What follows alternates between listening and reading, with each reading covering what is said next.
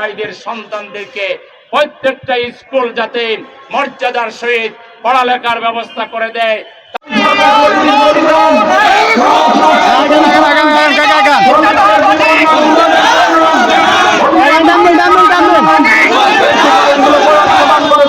আমার স্টাইল বাংলাদেশের শ্রম আইনকে পুনরায় সংশোধন করেন, শ্রম আইনকে নতুন করে লিখার মধ্য দিয়ে সকল শ্রমিকের অধিকার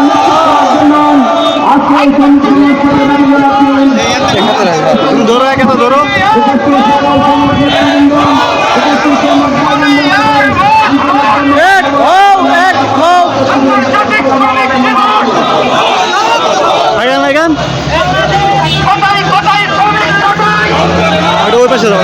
আমার গঞ্জির ইরা লয়ে গেছে কিন্তু ওয়ারলেস পাইতেছিল ইহার বুঝে দিছিল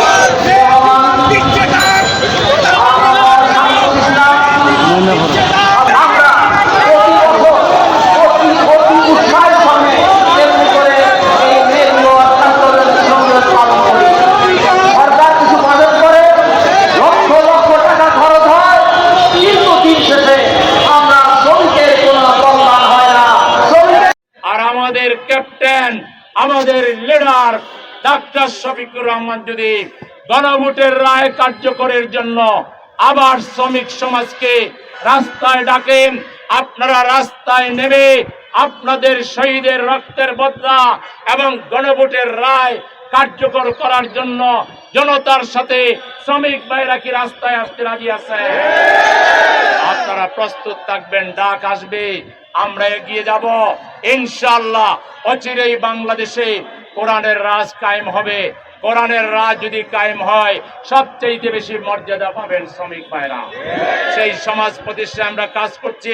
এই ঢাকা সিটি কর্পোরেশনকেও আমরা একটি মানবিক সিটি হিসাবে, একটা সবুজ সিটি হিসাবে, একটা স্বাস্থ্য নগরী হিসাবে, এখানে আমরা শিক্ষা নগরী হিসাবে এই নগরকে আমরা গড়ে তুলতে চাই।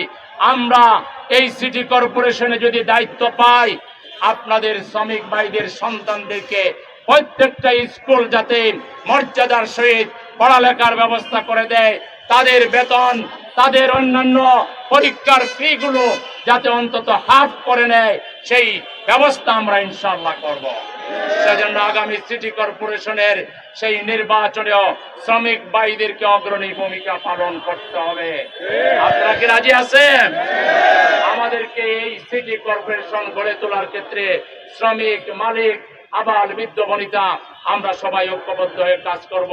প্রিয় ভাইরা, পরিষ্কার শেষ কথা হচ্ছে, শ্রমিক সমাজের সাথে আমাদের রক্তের বন্ধন আছে, আমাদের হৃদয়ের বন্ধন আছে।